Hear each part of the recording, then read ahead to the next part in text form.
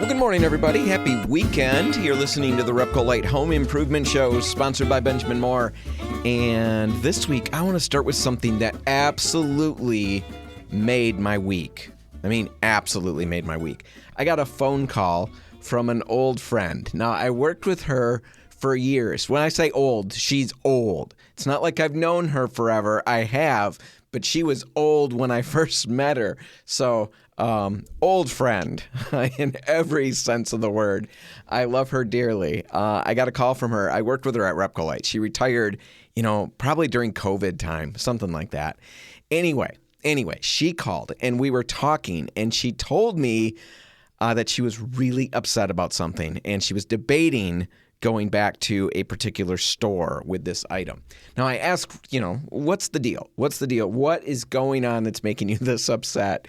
And what needed to be returned? What didn't live up to your standards? Do you know what it was? I would love you to guess what you think it was. I bet if you made 1,000 guesses, you would never get it right. It's toilet paper. I about fell over when she told me that she got a 6-pack of toilet paper that's down to 3.5 rolls, and they're all see-through, right? They're all see-through. She hates this stuff. I love the idea of her driving, to the store with her partial pack of toilet paper and demanding her money back. So I'm envisioning that as she's talking to me because she's thinking about going back to the store. And before I even know how to, what to say to that, because she's asking my advice, I didn't know what to say. But before I could even get to making a recommendation, she goes on to say that she called them to complain. I said, you're kidding me. You called the store to complain about the toilet paper. She did. She told the person on the phone how bad this toilet paper was. She told her how thin it was, and she was descriptive. Really descriptive. I won't be as descriptive as she was. She told this poor lady on the phone all of those things. And the lady on the phone, rather than just hanging up, this is probably really good training, good customer service, because rather than hanging up, the lady told her, oh, no, this happens. This happens. You just got to work your way through the roll. It happens all the time. It's the toilet paper machines. The outer layers, they're always thinner. You just got to get your way into that roll, and that stuff, thickens right up.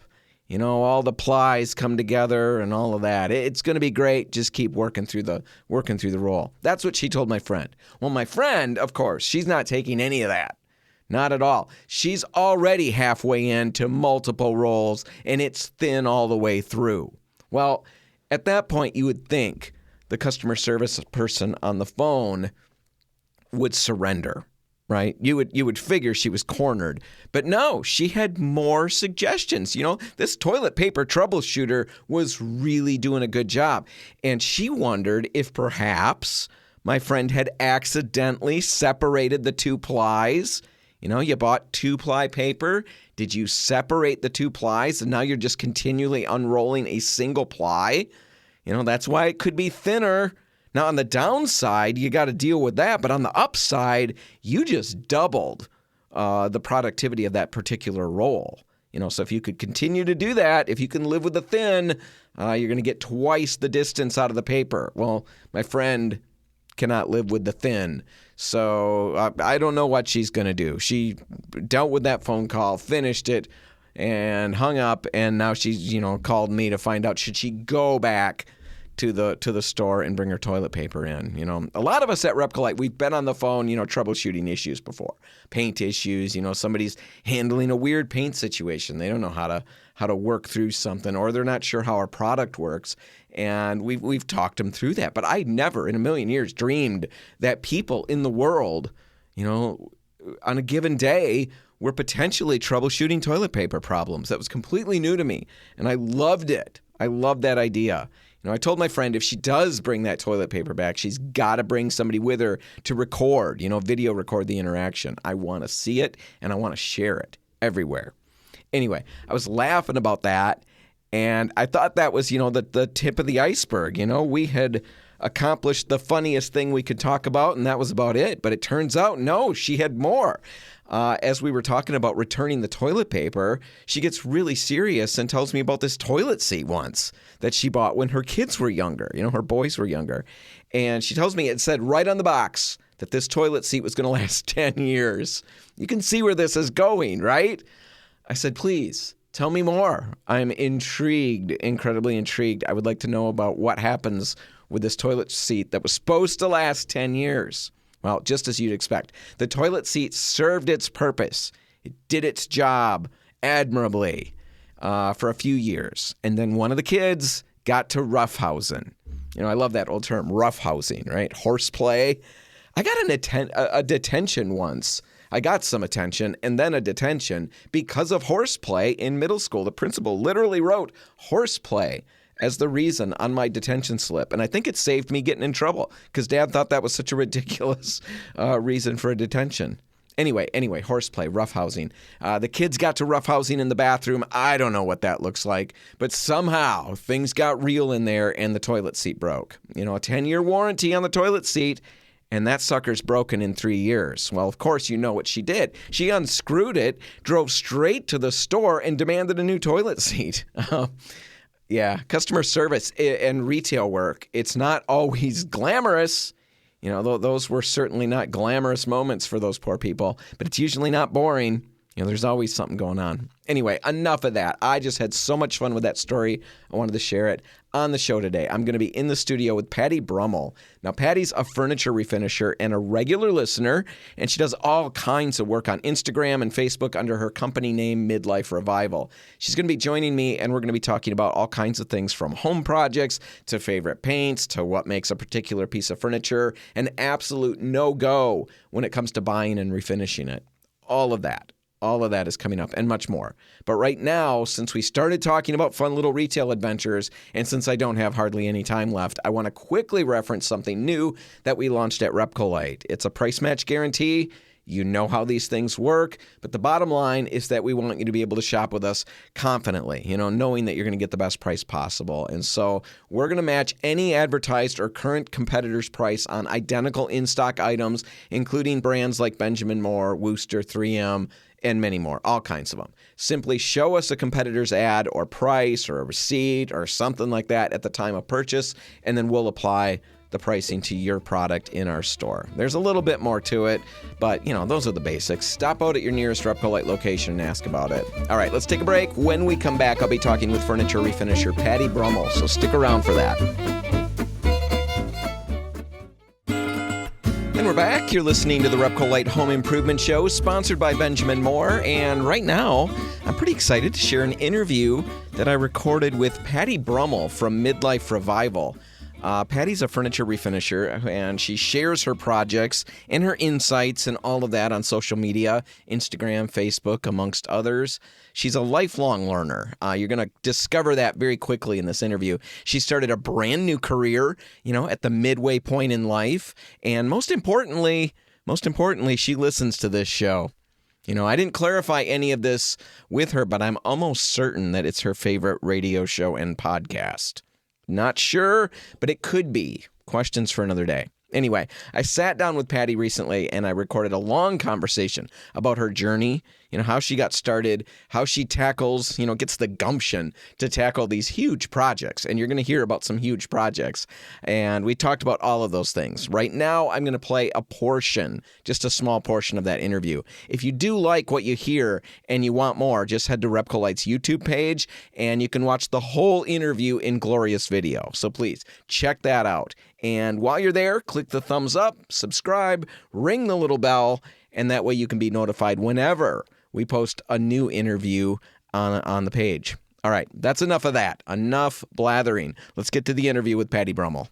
You spent years, from what I'm, from notes you sent me, as a registered nurse. Mm-hmm. And I'm curious, how in the world did you get from, I'm a registered nurse to now I'm refinishing furniture as a business, right? Yeah. How'd that all happen?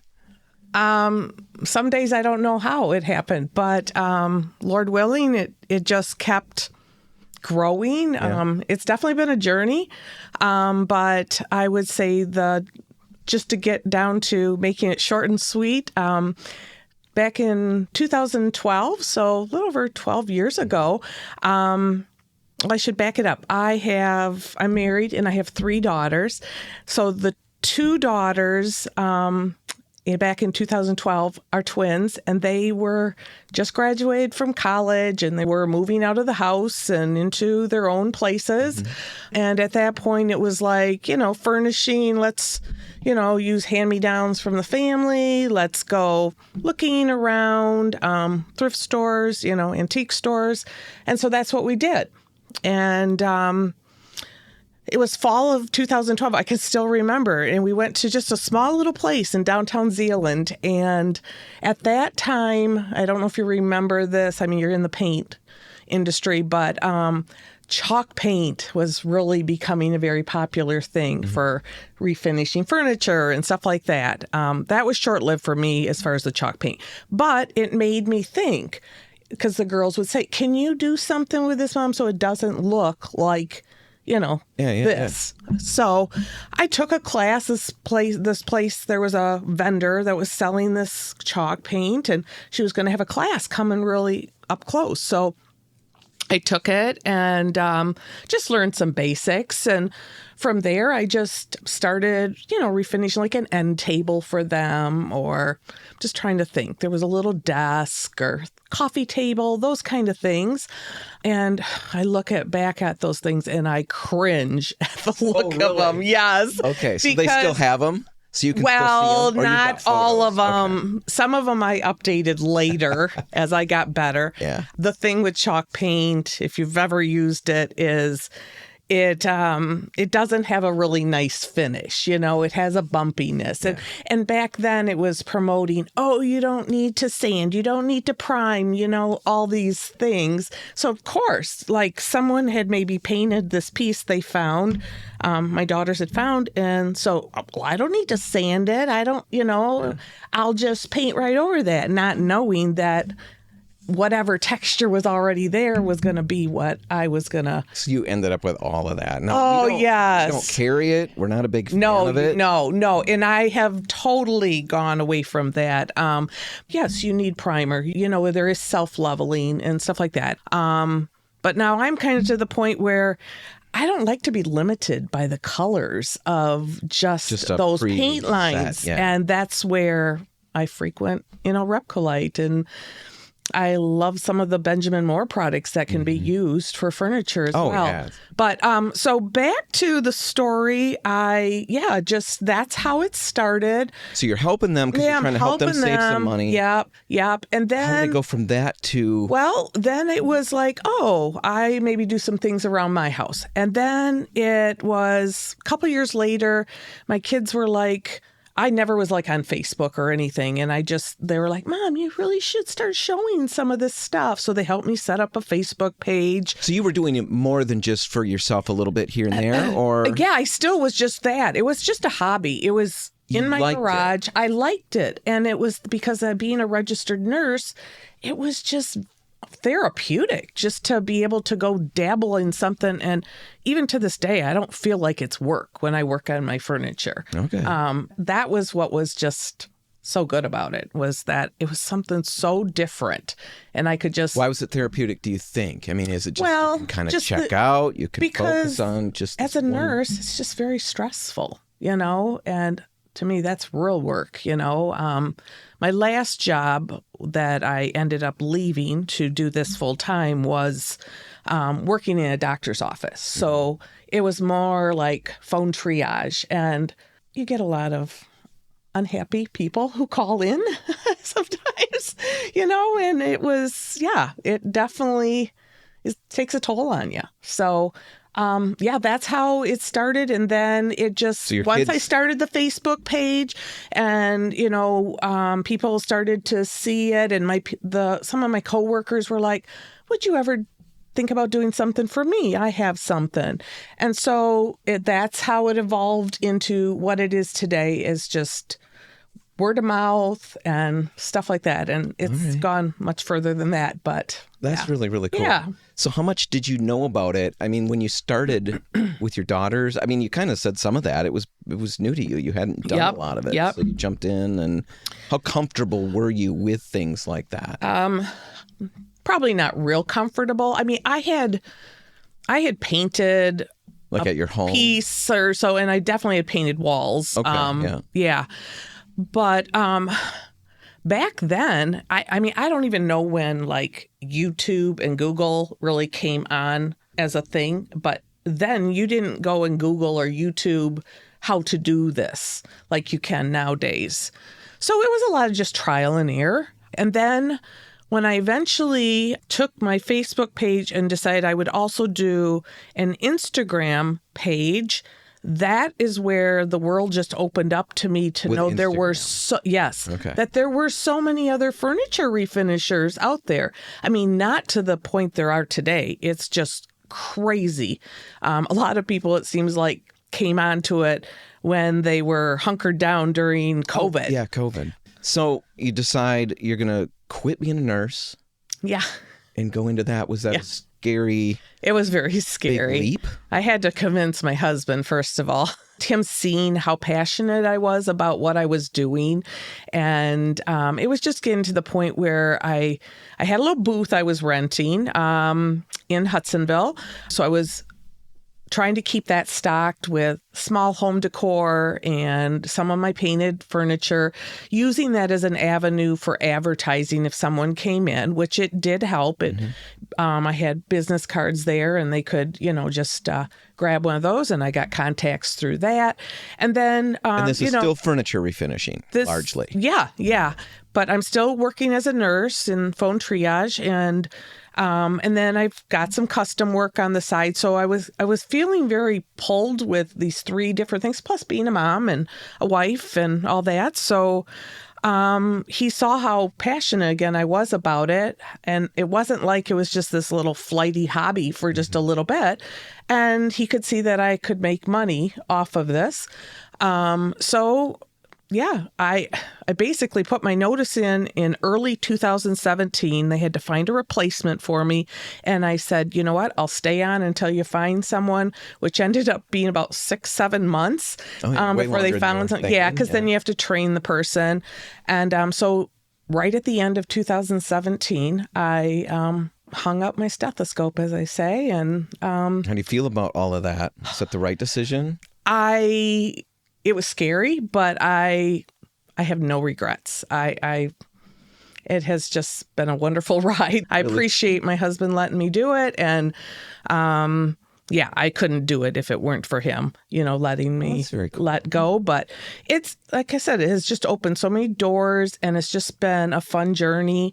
And again, I was like approaching the 50-year mark at that time, and thus the name for my company. I named it Midlife Revival because it was my midlife. I think it's really midlife at 50. Some people say 40, I heard the other day, but... I thought it was 24. Oh, no. I'm way past normal life. So, and then, reviving myself, by doing something different in life and not feeling like I always had to be a nurse. And, as the kids got older, they don't need you as much. And so kind of just finding something to occupy my time when they were out of the house. And then I like to take that midlife revival and also bring it to my furniture. And, they've lived, they lived one life just like me, and now they're going to live another life, and they're being revived. So it's a twofold reason I picked that name. That's a great name. All right, we're going to take a quick break, and when we come back, I've got more of Patty's story. That's all coming up next. Stick around. Welcome back. You're listening to the RepcoLite Home Improvement Show, sponsored by Benjamin Moore. And I want to jump back in to my interview with Patti Brummel from Midlife Revival. And if you want to check out Patty's work while you listen, you can find her on Instagram and Facebook by searching mid-life revival. Midlife Revival, little dash in between mid and life. You can find her there. So check that out. A lot of stuff on her page. That's probably going to be very interesting to scroll through as you're listening. And remember, what you are hearing on the radio here and in this podcast is just a small portion of the full interview. If you want to catch the whole thing and watch it in glorious video, I mean, I don't know if there's anything better than that. If you want to catch it on video, just head to RepcoLite's YouTube page and check it out. But right now, let's get back to the conversation. You know, what's going through your mind as you assess? Is this piece something that I can do something with, something that I should just leave here? Well, I have a certain style of furniture that I like. There's a lot of people who are really into the mid-century. I lived the mid-century. So for me, that's really not my thing. I love more the early 1900s or even older. I'm not a huge Victorian, but I do like the dressers and, you know, stuff from this early 1900s. But yeah, I have a problem with Facebook Marketplace. Oh, Facebook Marketplace. Yes. I always forget about that one. Yeah. I love estate sales, but you have to learn to be wise with that. What do you mean? Because the prices can be really high on the first day. So I've tried to educate people on this, that estate sales, normally it's a 2-day or a 3-day thing. So the first day will be full price. The second day will be maybe 30% off. And then the third day will be 50%. Or if it's only a 2-day, they go to 50%, like after 12 o'clock in the afternoon on the second day. If it's something that you could live without, but you're like, oh, I would like that, I will go check it out on the first day, see what the price is. If it's like, okay, that's a little too much, and I can walk away if it's not there the next day, I'll do it. But I have gotten a lot of things by just coming back the second day. Oh, really? Yeah. And some of the estate companies will even have what they call like a silent auction thing, where they'll have a box there, and as long as you do half of the price plus $1, they'll call you. So like, yeah, I've done that where I just do half of the price and I add $1 to it or $2. And I've gotten a lot of calls back on that. And then you don't really have to come back immediately the next day right away to see if it's there. They just call you and say at the end of the first day or second day, hey, your bid was the highest. If you like it, you can come anytime on this day before this time or whatever. When you look at a piece, what are you assessing? To make sure that first of all, you got to give it the smell test. Oh, tell me about the smell test. Okay. I'm very interested. So if it's got like smoke. Okay. Well, yeah, all of them are going to smell like grandma probably. The smoke is going to be the bad one. So even with Facebook Marketplace, I always ask if this is available. Is it from a smoke-free home? Okay. The smoke, I'll definitely walk away from. Yeah, if it's just, you can't deal with very well. Yeah. Well, there are ways, but you're not guaranteed. Okay. You can try like a good vinegar cleaning. You can use the bin shellac spray to try to seal in those odors. But I learned after one piece, it was just this tiny little secretary desk where it would fold down, but it was just a small desk. And I was working in my garage, and so it basically always sat in my garage. I never smelled anything, but I cleaned it with the vinegar water and, all that. And the gal who bought it, a few days later, she calls me. She had put it in her kitchen kind of as a little like station for her kids' school papers and all that. And she's like, I'm smelling smoke. Yeah. So I had her bring it back. And so we did the spray shellac because I had not used that. And that worked? And it did. Yeah, it did. She took it back and then no problem. So now just even this musty grandma smell, after I've given everything a really good cleaning, I will seal all my pieces under the drawers, inside the drawers, on the back, underneath everything with that bin shellac spray, just to seal in if there is still any odors, because normally I can't smell anything anymore, so it might just come later. I know.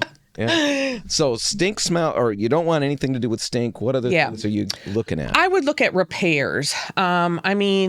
Drawers can be a little tricky.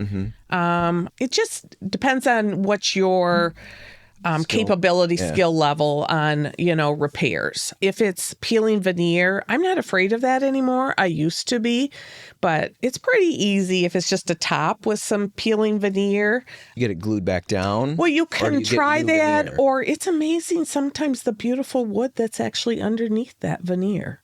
So I've done both. It just depends on how bad.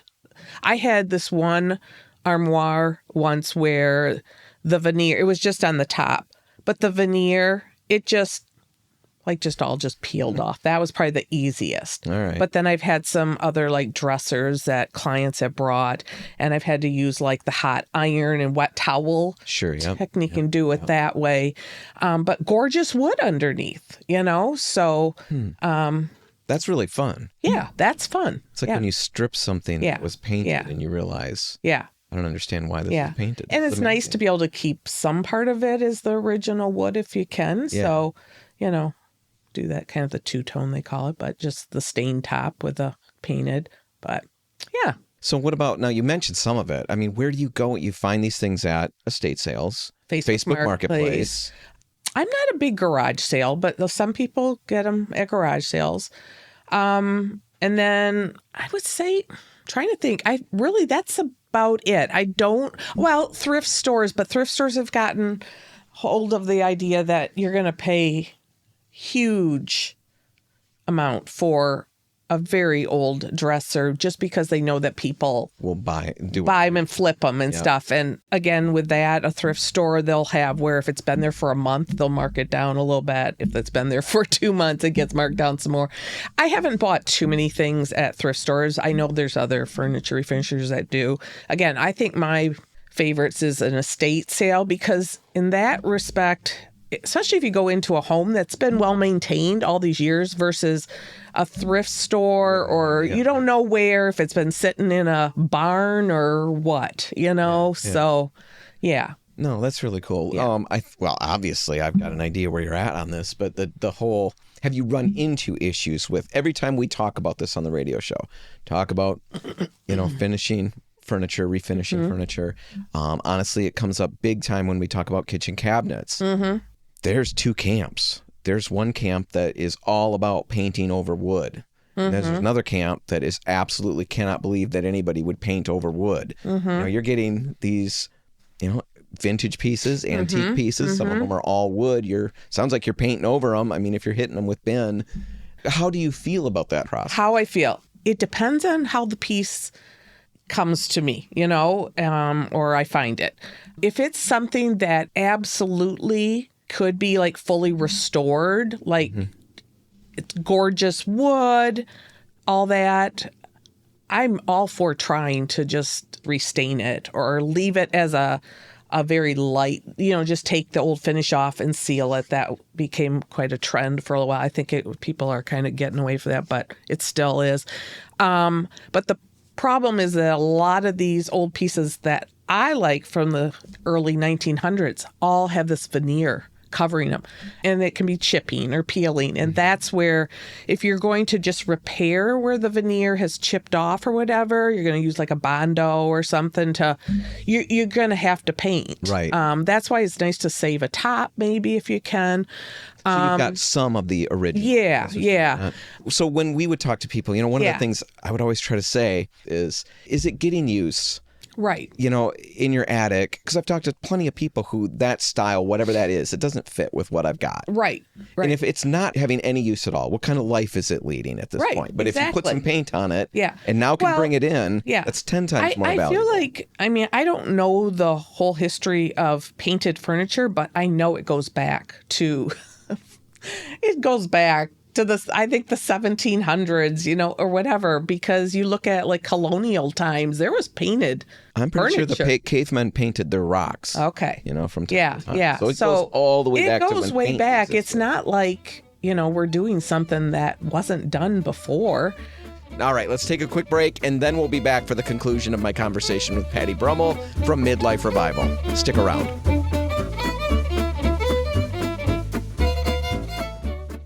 And we're back. You're listening to the RepcoLite Home Improvement Show, sponsored by Benjamin Moore. And let's just get right into the conclusion of my conversation with furniture refinisher and all-around DIYer, Patti Brummel from Midlife Revival. Yeah. So right now, your biggest thing that you're working on is this renovation. You talked about it. Yes. Your daughter's 1920s farmhouse, right? Yes. Mm-hmm. What's that whole experience been like? It's been challenging, but it has been fun. This is our youngest daughter. She had been looking for a house for several months and everything was falling through. Everything was like really small and you were going to pay really big bucks for it. But it all worked out good because this house was really outside of her financial capability to purchase, but it had more space and it gave Mom a workshop so I could get out of my garage. And so I was just paying her rent. And did it need a lot of work? Oh, yeah. Okay, a lot of work. Yeah. It was definitely one of those that you would call the fixer-upper. We knew going into it that it needed a new roof. Who did that? Did you hire that? Yeah, we hired that. Do that we know our capabilities. That's one of the best things you can know is capabilities. Yes. We did this actually with another daughter. We helped her with her first home here in the Holland area, and hers was not as much of a fixer up. It was more just a cosmetic thing, but it was 1924 age, so close to the same age. Yeah. So the plumbing and electrical we had hired out to do, and then we did all the cosmetic stuff. And that's where I learned a lot of these projects is trial and error. She says, I trialed on her. Yeah. She was the guinea pig. Well, and she was the firstborn too, so I trialed on her. Yeah, exactly. So little sister had they've got some fine-tuned versions of us, but the other ones, they get the rough draft. Yes. So, and then going into this house that we're presently been working on for over a year, I hate to say,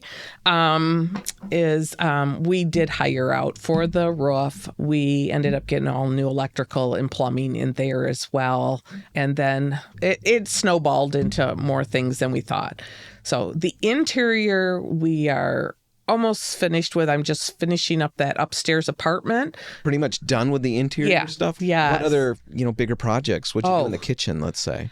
Well, I have refinished the cabinets in her kitchen.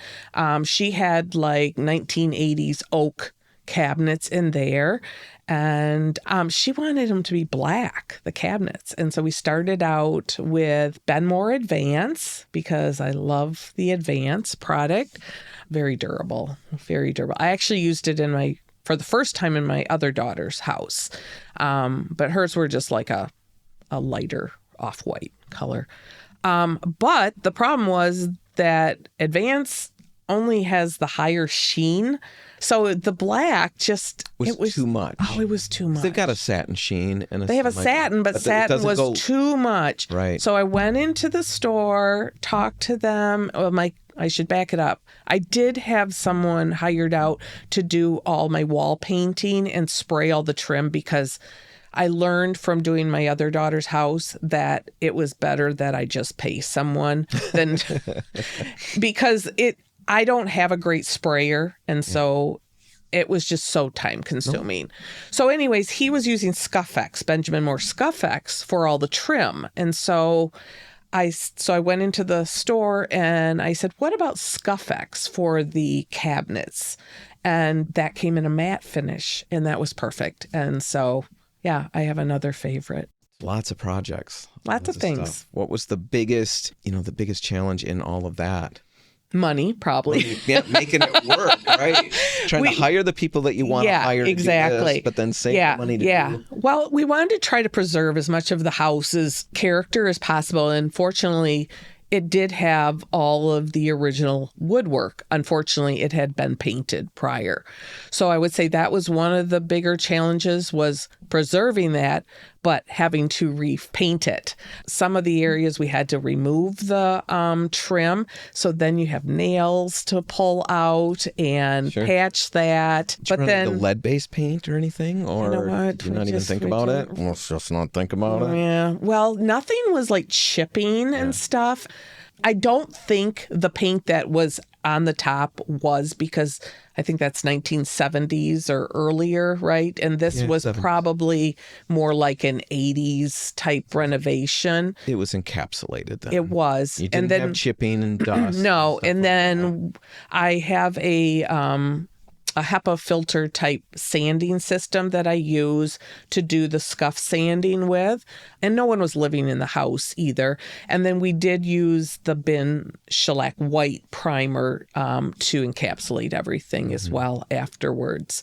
So that would have been one of the biggest challenges too, was just all the trim work, trying to preserve it, keep it. Whereas now I know why a lot of HGTV shows are they just rip everything out, because it's so much easier just to start all new than to try to redo everything in there. Are you happy you did though? Oh yeah. Yeah. Oh yeah. Really 100. really cool. Yeah. And we really repurposed a lot of other stuff that we had to pull out, because we actually put an addition on the upstairs, bumped up the ceiling because it had like a slanted ceiling. So we were able to preserve or save rafters that were a cool wood feature. And yeah, Oh, really cool. just That's a lot really of cool. things. So yeah, it was fun. Because money was an issue, it's just kind of fun to how you can money recycle. ever not an No, issue? I don't. Not I'm for trying to most think. people. No, I can't imagine a thing I've ever done every time I do Yeah. anything. Yeah. In the grocery store and money. Oh, that's awful. Yeah. I know. You want to starve. I've got a ways to go. I can just live off that. It's a good for way to have a while. diet. Yeah. So if you're talking to anybody, you're talking to a bunch of people who tackle things like this or have been afraid to tackle things like that. That's a major undertaking, what you jumped into. What would you tell them?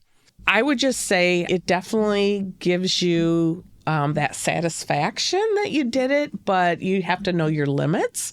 Well, and that's what it seemed you guys did really well with, from what you're talking about.